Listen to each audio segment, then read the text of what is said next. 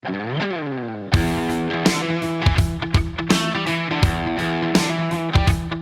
and welcome to The Thriller Zone. I'm your host, David Temple, and I am very pleased to welcome Robert Dugoni. Today we're going to be talking about his latest, Her Deadly Game.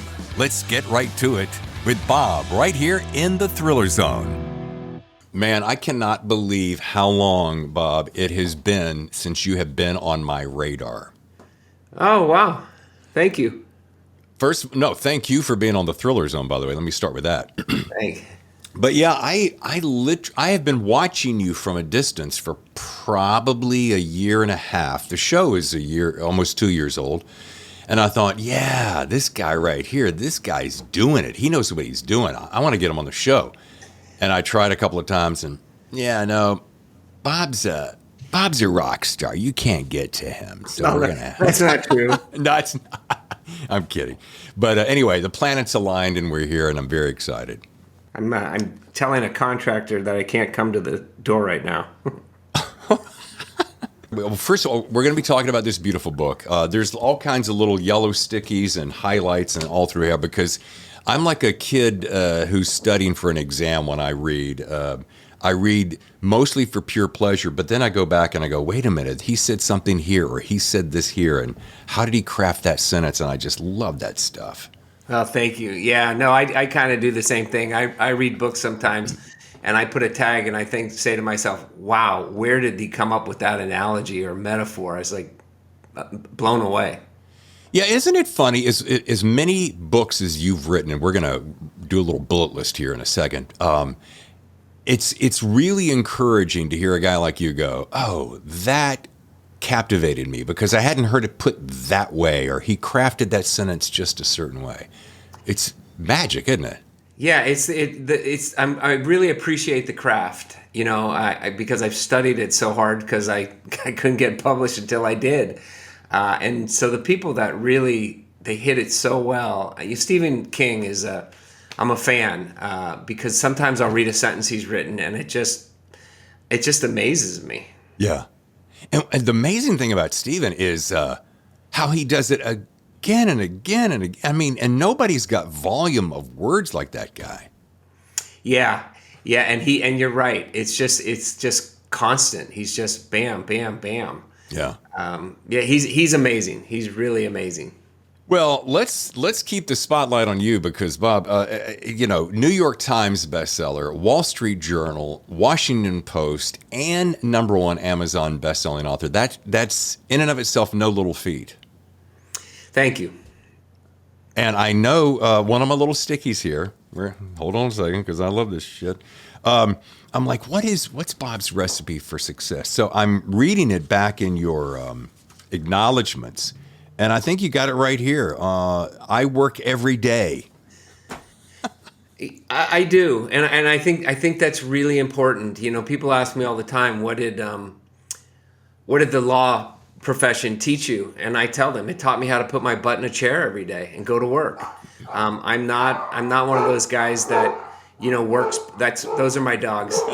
I'm not one of those guys who works part-time. Yeah. And then suddenly. I really, David, I'm sorry, but I just realized I got to turn off the dog door. Otherwise, they're going to scare the workers. Go right ahead. No worries. Looks like a good time to take a short break. We'll be back with more Bob Dugoni right here on The Thriller Zone. Stay with us. The best thrillers, The Thriller Zone. And now, back to the show.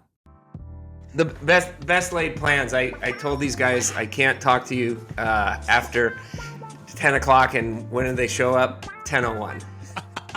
So I apologize. Really, I'm sorry. I was saying, David, that I go to work every day, and I take some pride in that, to be honest with you. Now, it's certainly not a chore because I love what I do. Sure. And I'm one of those few people that is really blessed to be able to make a living at what I really love to do, and I don't take that lightly or for granted. I would love to start off the show because I just discovered this within the last, probably last night or today. I love there's a story, and I wanted to ask how long you've been writing, and in order to tee that up, I ran across a story that you're talking to someone about a moment in 7th grade when you knew that you were going to be a storyteller. Would you share that with my audience? Yeah, I would, actually. Thanks for asking me. You know, I fell in love with books at a very early age. I'm one of 10 kids. My mom, I think, was just tired and beleaguered, and she'd take us to the library because it was a place where other people would tell us to shut up. And I fell in love with books. My mom started handing me these great books like The Count of Monte Cristo and The Old Man and the Sea, and I was reading them at like 12 years of age. So when I got into the 7th grade, I had to write a speech on slavery from the position of an abolitionist. And I don't know what compelled me to do it, but I decided to write it as if I was an actual abolitionist. And when I got up to give the speech, everybody in my class just sat there, stunned silence. And I like to tell you that my grammar school teacher, a nun, gave me the finger.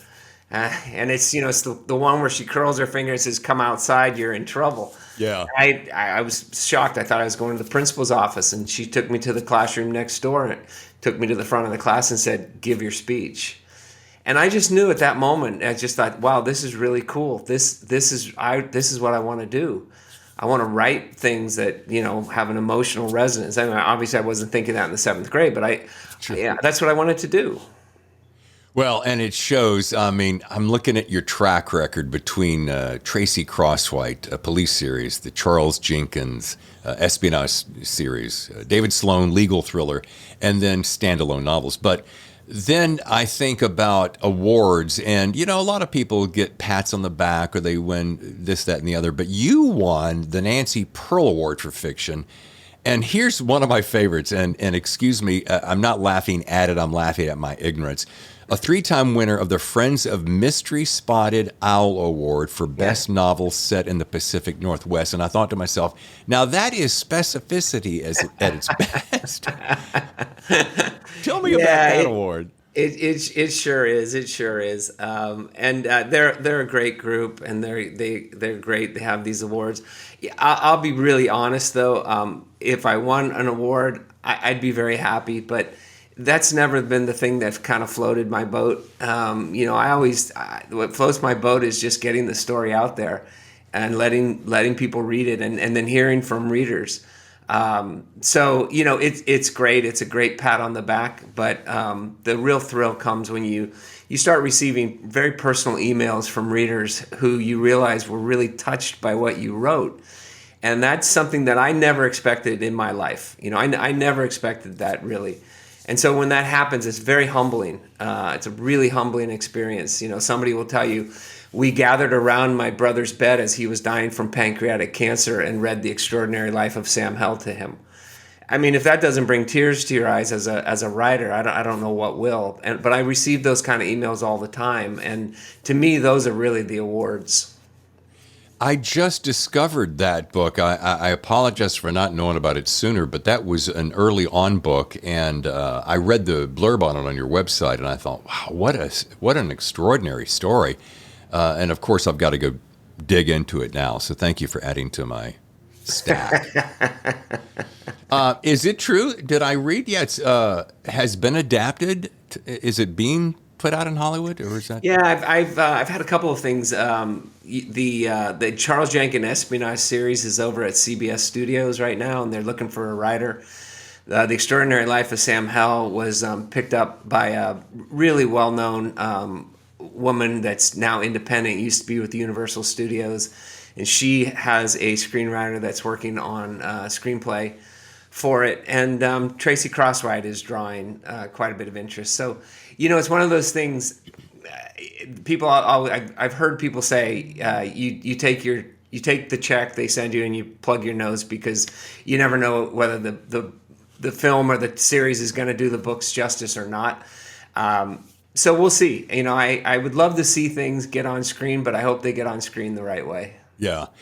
I had a great conversation with Mark Graney not long ago, and he put it best when he said, someone was saying, oh, they made a comment at a function and said, oh, man, I'm really sorry, Mark. The Gray Man, the movie didn't really quite turn out like your book. And he's like, I thought it was great. First of all, I thought it was great. Second of all, I wrote the book that I wanted to write.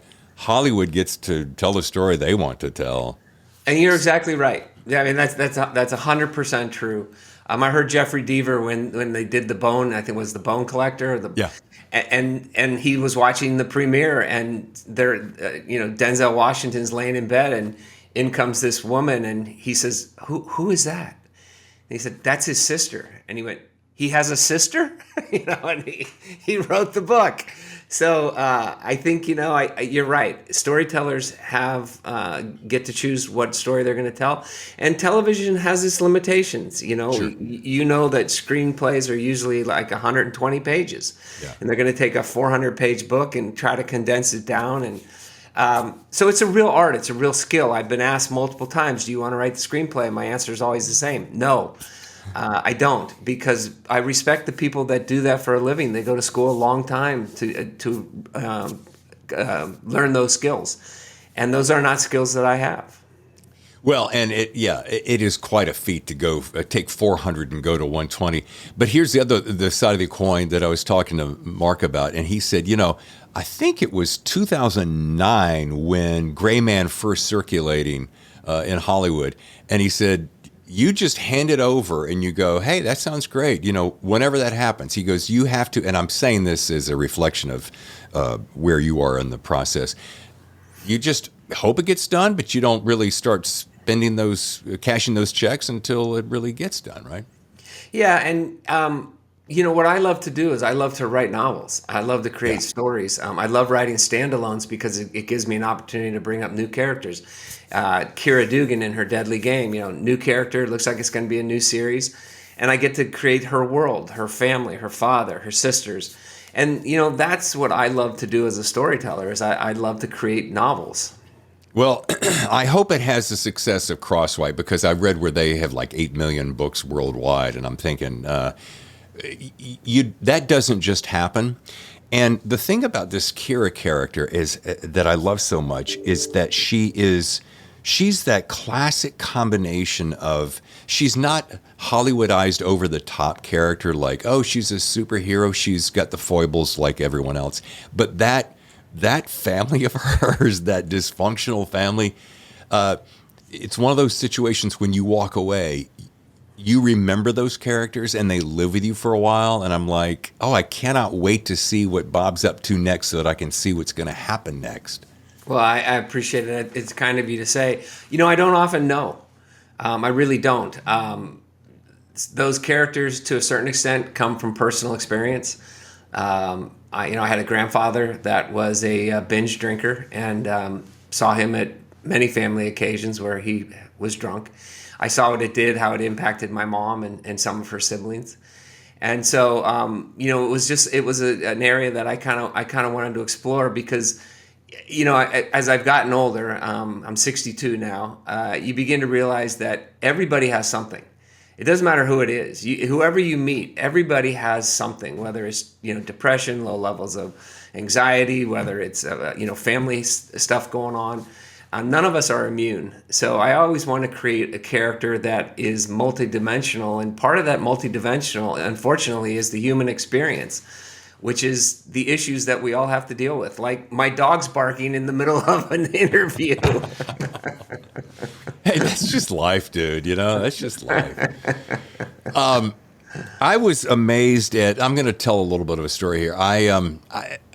Without being Mr. Geek, because I'm pretty notorious for that. When I get excited about something, I just talk about it. I mean, if you don't like praise, then I'm in the wrong room. But rarely do I read a book that is so well constructed and so thoroughly captivating right up to the end. But here's the funny thing. I read this, Bob, in 3 sittings, and the reason I remember it distinctly is that I get a book hopefully 2 weeks before we get a chance to talk, and if I can work it in, I'll get going on it. And I had 2 breakfast readings, and then I had to leave it for a while. Then I came down with a flu, and so it was last week. Woke up at 3 o'clock in the morning, could not sleep, and I ripped through the entire rest of the book as the sun was coming up. Wow. And I thought, you've got something in your hands when you're in that situation and you're like, you feel like crap and you're like, this book is just taking me out of that misery. Took a long way to get to the compliment, but there you have it. Well, I appreciate it. You know, I have a great team, and I'm a firm believer in allowing people to do their job. So I have a great copy editor. I have a great developmental editor. I have a great agents. I always allow my agents to read the book first because they always have some insight into the types of books I write, the types of characters I write, and what's going to make them sing. And so I really believe in the process, and I just have a great team at Amazon Publishing. I mean, everybody is really good about, helping me create the best book I can. One of the things I noticed with this book and others that I've looked into is the way you start your books, because here you go. So I was so taken with this, and I had not read any of your work before, even though I've followed you. And I think I followed you back from an old thriller fest, ITW in New York. Anyway, so I'm starting to dig into your other books and getting a taste for all these different series so that I can, you can get on Amazon and you can see the first few pages. And I'm like, look at this. He does it every single time. And it's the way you start your books.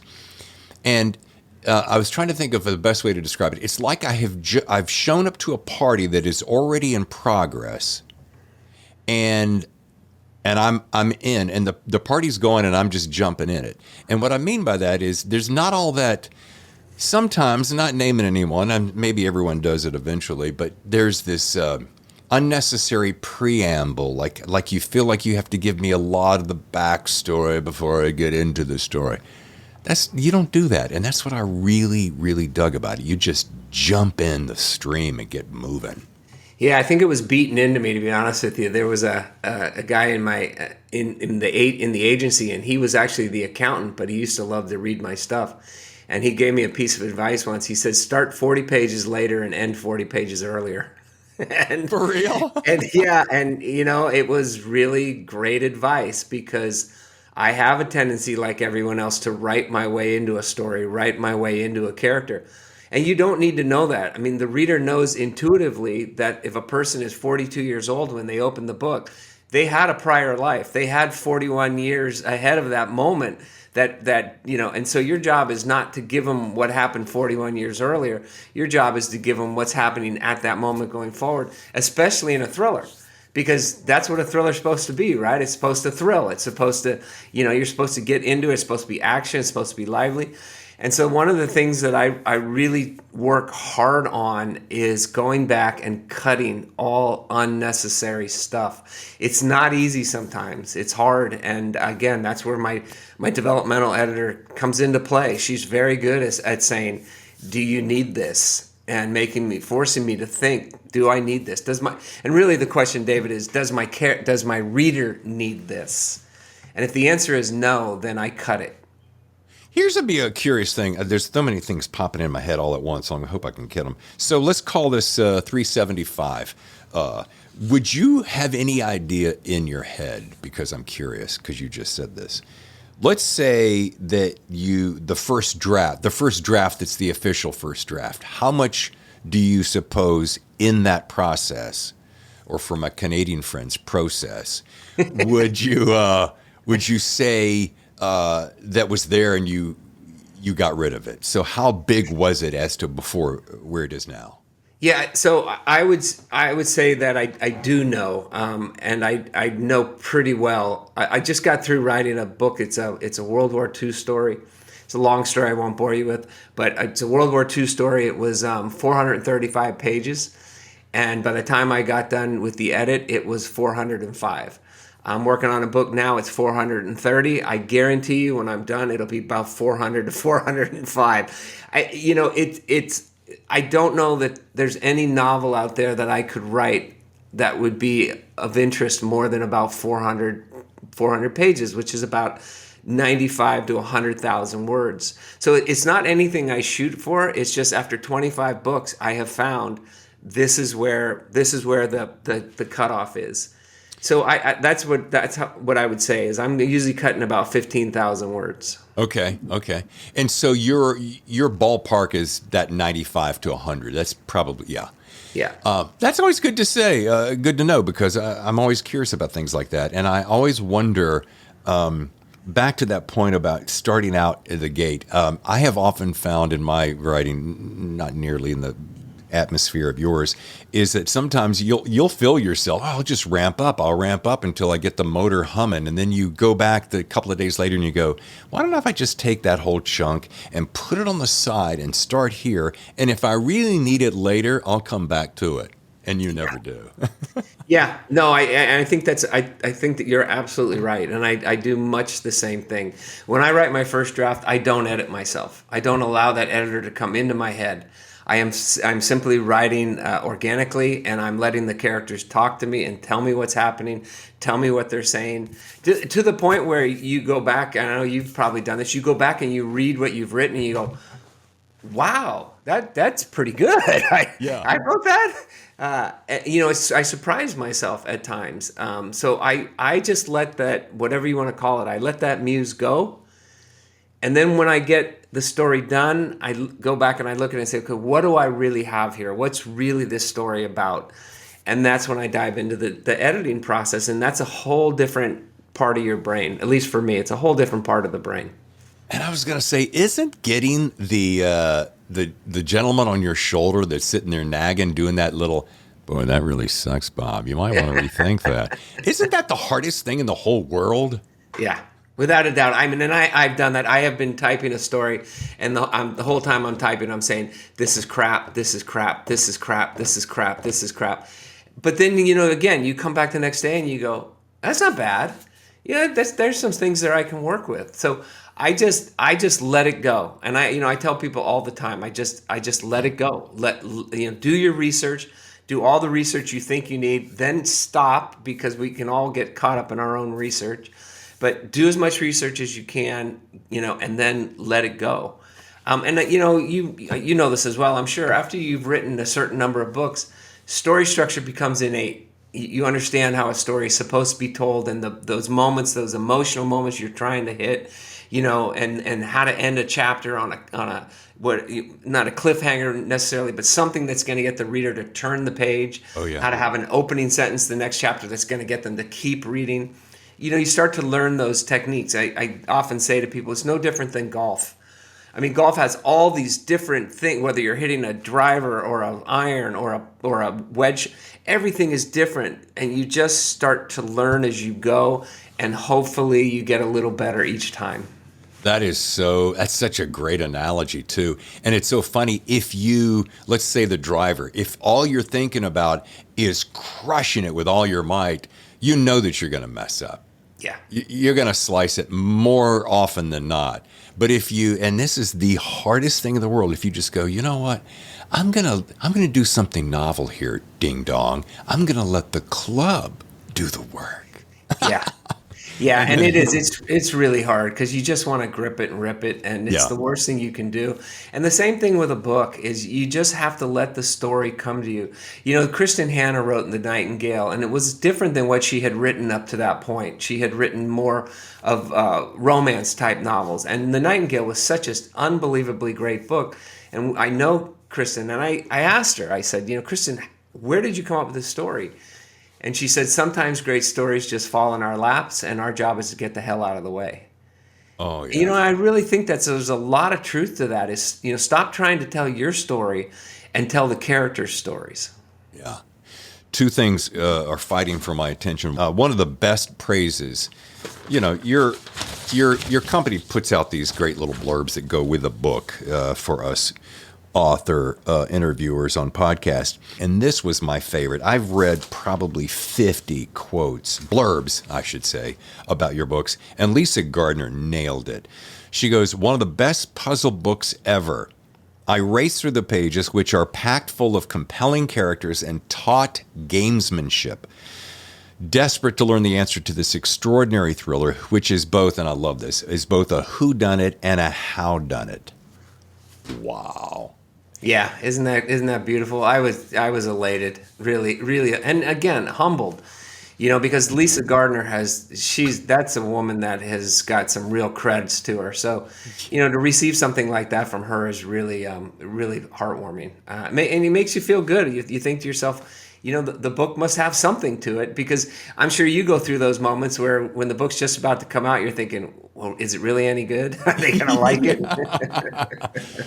One thing I cannot miss, because hello, folks, are you now? You have to be a chess player, right? I am not. Oh, okay. Well, hold on. Let me absorb that a second, because in this book, folks, and you'll notice by some chess pieces on here, a chess game is woven throughout the whole thing, which I loved. I have toyed with chess. I have attempted it, Bob. I'm not terribly good, but I appreciate the craftsmanship of the game. I love the theories behind it and the moves and the strategy. And I'm like, well, of course he knows chess, because he's a former attorney, and an attorney really is just a great big chess game when you think about it. So he must be amazing. And then you got the pawn 4 to going queen 7, or I'm going to massacre that. And I'm like, brilliant. And I love the way that you weave it through on a simultaneous level, parallel. Yeah, so I try to challenge myself on every novel. Like I wrote a Tracy book where every scene was in Tracy's point of view, even though it wasn't in first person. I did. So for this book, just as you said, I knew a lot of really good lawyers that were really good chess players, and they would say to me, I have to be prepared when I'm doing a cross-examination or when I'm in trial for anything that could possibly happen. And playing chess, you may have a game plan and you make a move and your opponent makes a move you did not expect. You're going to lose. And so you have to know what are the potential options. So anyway, I knew a lot of attorneys that were really good chess players. So this was a skill I wanted to give Keera, because I wanted to show that she was both intuitive, that she was adaptable, that she had all this great ability within her to move as she needed to move, given what her opponent did. So I called up a friend of mine that ran a chess foundation. He put me in touch with a guy named Elliot Neff. And Elliot is a grandmaster, used to live out here in the Pacific Northwest, now lives back in South Dakota, and just a really great guy. And I said, Elliot, this is what I'm trying to do. I want to construct a case, an investigation and trial that mimics a chess game. So the game in the book is a real game. And if people play it on a board, they're going to find that it is a real game. And it is actually premised upon a game that Elliot played in the U.S. Olympic chess finals and won. So, I just had a heck of a lot of fun doing it. It was really, it was challenging, but it was really fun to do. I knew that must be a real game, because I'm like, if he's going to go to the extent of crafting this parallel universe of a game, then it's going to be a legit. And I won't ruin the giveaway here, but I love who she's playing, and you don't know who she's playing for quite a bit of time. Now, here's something, because this is the perfect place to insert this question. I'm having coffee this morning with my wife very early, and we're talking. And she asked, who's going to be on the show? And I said, Bob Dugoni. And she goes, oh, okay. I've heard you talk about him. I'm like, yeah, I'm very excited about this. And she asked, what did he do before he became this writer? Because I showed her your website. And there's all these books. And she said, wow. I'm like, an attorney. Oh, okay. Well, that's cool. And then I said, somewhat rhetorically, I said, how do you suppose it seems that attorneys make such good writers? And she asked, yeah, why do you think that is? And here's my take, and I want to see how close I am. So attorneys, from what I've read, do a great deal of reading. I mean, like supposedly massive amount of reading, both to prepare and to see what other cases perhaps align with the one you're working on. But the real magic, and I thought about this, and I love courtroom dramas. God, on television, that's what I grew up watching. I loved it. So if you're approaching the jury and you have to summarize the case with intelligence and wisdom and a little bit of showmanship, then you've got to be a great storyteller. And there's my summation, Your Honor. I think you're absolutely correct. Absolutely correct. I think the really good trial attorneys are the ones that can tell us a compelling story. A lot of times, when I was trying cases and doing things, the facts got lost, and it was the story that you were able to tell. Having said that, I can also say that not every lawyer is a good novelist, and so, part of that is just the ability to check your ego at the door, and learn and take advice and do all those kinds of things. So I know a lot of great lawyers that are writers. Phil Margolin is a friend of mine, and others as well. Scott Turow and John Grisham, people used to criticize Grisham until they started to realize, man, this guy can really tell a story. Yeah. He's got great characters and he can tell a story. And that's what this is about. It's about being able to tell a story. I don't consider myself a Pulitzer Prize winning type of author. But that's not what I aspire for. I aspire to write novels that are compelling, and that readers, not only will they read them, but that when they're done, they will tell others, you really got to read this book. And that's really what I feel is my job. Yeah. Well, two things here. Tammy said her closing comment, my wife, she goes, so is this going to be another one of those books that you say I've got to read? And I always have to go, okay, I know that she's only going to read a certain amount of books during the year. And it's going to, I'm like, yeah, this is one of those you have to read. So, but I'm thinking back to, John Grisham is always the one that everybody quotes because maybe he's one of the first attorney writers that we discovered, and he had such a great selling books out of my trunk of my car story. But I'm thinking of like Bill Landay was on my show recently with an impeccable book called All That Is Mine I Carry With Me. David Ellis, Look Closer, David Pepper, Joey Hartstone. These are all either current or former attorneys, and they're just fantastic storytellers. So I'm just amazed. There you go. Well, I think it goes back to what we talked about at the very beginning of the show, right? They know how to put their butt in a chair and go to work. Yeah. They know how to put in the time, and I think that's a skill that is often overlooked in novel writing. Is it takes a lot of time to sit down and look at a blank screen and say to yourself, I'm going to fill 400 pages of that's not easy to do. And I think I learned how to work hard, and I think a lot of lawyers are the same. Yeah, I don't think there's very few careers, correct me if I'm wrong, that put in the volume of hours as attorneys do. From everything I've ever heard, read, watched, isn't that pretty close to being true? Yeah, because one thing that everybody needs to keep in mind is I heard it said one time that when you submit a manuscript to an agent, she doesn't get to her office and start reading from their slush pile. She gets to her office and she's handling all of her clients. And then in the off hours, she'll read the slush pile after she's tired, etc. to find.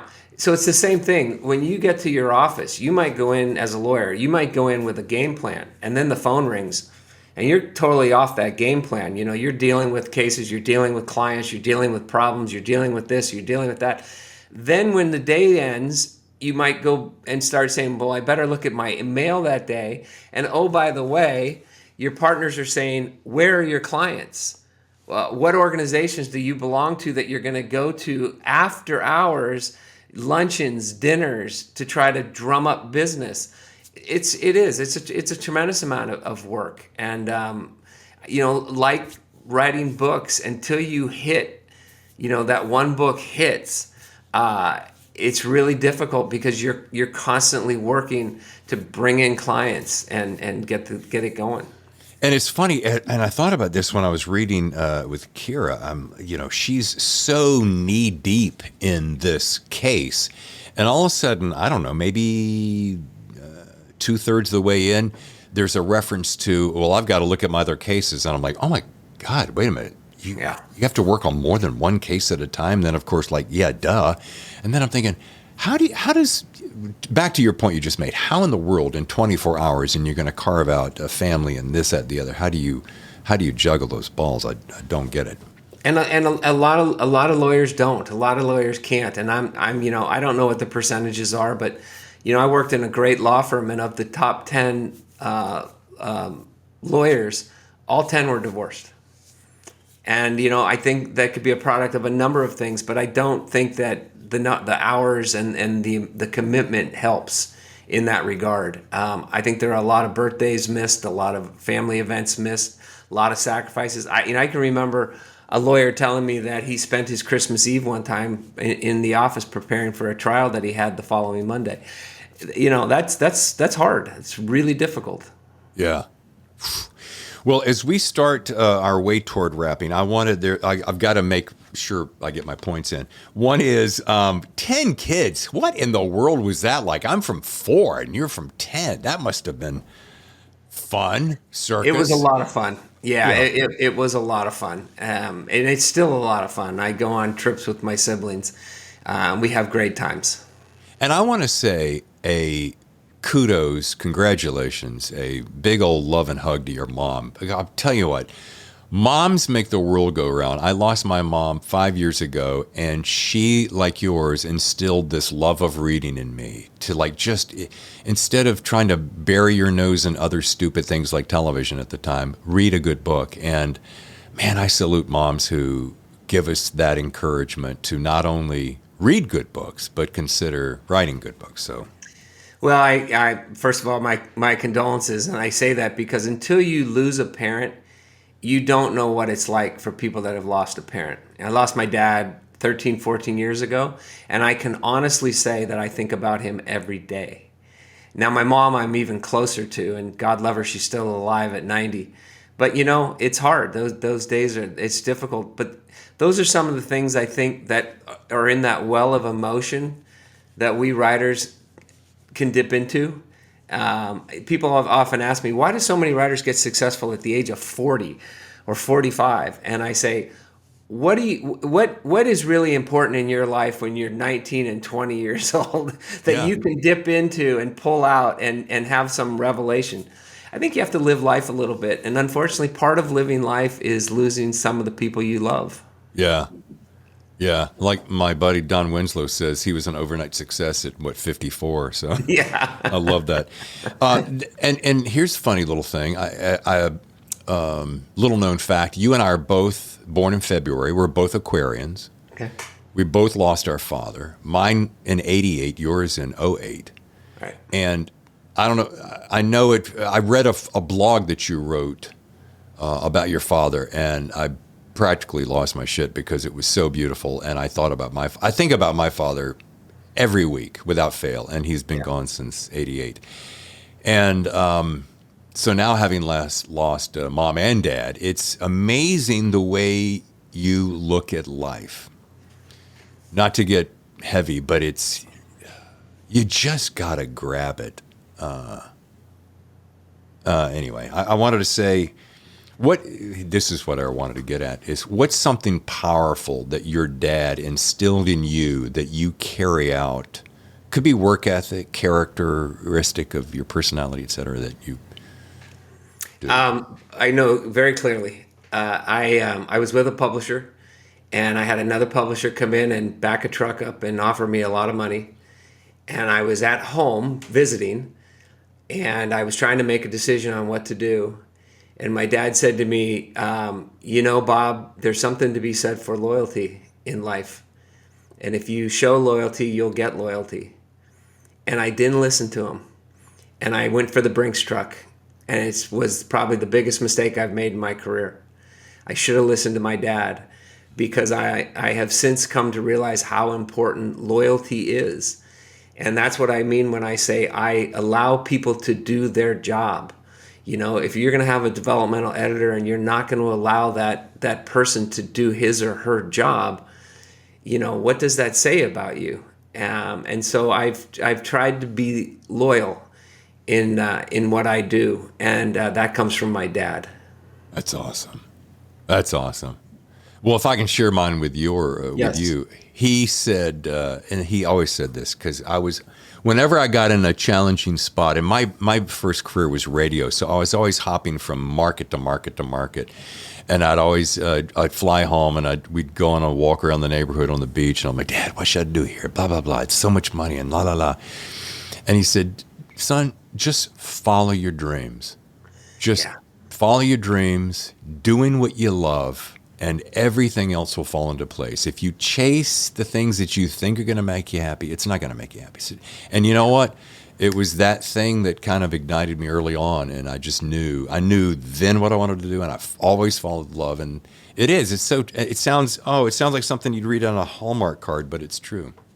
Well, with your voice, I don't know how you could not do radio. I mean, you have one of those voices that people would die for. Do you ever do books? Do you ever do audible books? Yes, I do, and I'd be happy to do your next audiobook. Yeah. Since you asked. I'm telling you. Yeah, I love doing audiobooks. All right. Okay. And since we're talking about advice, something in your book, in your acknowledgments, caught my eye, and it's a friend of yours, Doug Harvey. Yes. He was your legal mentor. Yes. And he said, and it's just so, I love the way that you honor people, Bob. It's just, I know this is who you are. I can sense it. People, you can bullshit people about certain things, but the essence of who you really are and how you leave the world with people and how you make them feel is key. And I know this about you. Thank you. Yeah, but you said this. You guys are talking at dinner, and I think he's getting sick, and he's doing a winery, and he goes, Bob, nothing is guaranteed. If there's anything you want to do in life, do it. Don't wait. Yeah, Doug was an interesting man. He was a hard charging, hard drinking, guy's guy, ball busting lawyer. Yeah. I mean, he was just boom. And I saw cancer knock him down like I've never seen cancer knock down anyone, including my dad. And I was just talking to him one day, and he was embarrassed because he had to find a bathroom. He was in the middle of chemotherapies and treatments, and I was kind of helping him. And, he was embarrassed. And it was so unusual for me to see that in Doug. And as we talked, that's when he said, I had all these grand plans for him and his new wife, Jane, and he was going to show her the world, and they were going to travel everywhere. And then he got sick. And, it's so true. And again, it's something that you learn when you get older. I lost my best friend at 42. He dropped dead of a heart attack. And those are the kinds of things in life that you remember and hopefully you learn from. My dad had melanoma and he died from it. And so, I go to the dermatologist twice a year, and I always tell people my dad kept me alive. And so, you learn from these things, and it's hard, but I think you have to respect and honor those people that really make those significant differences in your life. And Doug was one of those men for me. Yeah. So powerful. Thanks for letting me go down that road. Mm-hmm. Well, as I wrap, I always ask my guests, and I feel like I could sit here and talk to you forever, but I told you I'd try to get in and out pretty quickly so you can get back to your construction guys and your barking dogs. Yes. But I would love to hear your best piece of writing advice. And you've kind of touched on it throughout, even from the beginning of our chat. But I know that you've been asked this a number of times, but man, it's always how it is in my show, and a lot of aspiring writers listen to the show, and they always go, man, what's Bob going to say? Because, here's a guy who's done it. So I'd love to hear your take. Yeah, it's actually pretty simple. Learn the craft. Learn the craft. I wrote for the LA Times. I was a lawyer. I could write, but there is a craft to writing a novel. And there are books out there that can really help you. Christopher Vogler's book, The Writer's Journey. Learn the craft, study the craft, understand how difficult it is, respect how difficult it is, spend the time, to learn how to develop characters that are rounded, and you will save yourself, at least 3 years of pain and agony, which is what I went through. And I think what a lot, like your friend Don Winslow, what a lot of us authors go through is we sit down and we think, I'm going to write a book. How hard can it be? Right. It's really hard. It's very hard. So I always say learn the craft. Yeah, very well put. Well, folks, if you'd like to learn more, go to robertdugonibooks.com. Follow him on Twitter, as I do, at Robert Dugoni. Robert, thank you for the love that you showed this weekend as we're doing a little promotion on you coming up as we wrap March. So appreciate that. Thank you. Thank you for having me. It's been a pleasure. I really enjoyed it. Me too, and I'm so glad we finally connected. And I have a feeling. I mean, first of all, this book, Her Deadly Game, is it. I have to put it on the top of my list of books so far this year. And it's not just because I got you on the show and I'm saying that. It is just such a riveting, because it's not just a legal thriller. I loved the way the family is woven through it and the challenges they're all facing, and nobody's perfect, and it felt very un-Hollywood, and that's what I liked about it. So, again, yeah. And I hope to have you back on the show again someday. I would love to be back. Thanks very much.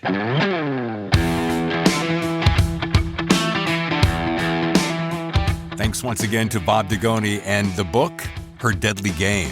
What a fantastic interview. So glad we had a chance to finally get together. Well, folks, I want to say thank you so much for tuning in. Thank you so much for your kind comments and your letters and suggestions. And also, thank you for the growing number of subscribers to our YouTube channel. Very exciting to see people stopping across and joining us on the YouTube channel from all around the world. Feel free to drop us a line anytime you like at thethrillerzone@gmail.com. We love getting your letters. Also, feel free to stop by thethrillerzone.com, and there you can sign up for our newsletter and stay in touch with us all the time. So until next time, I'm David Temple, your host. I'll see you for another edition of The Thriller Zone. The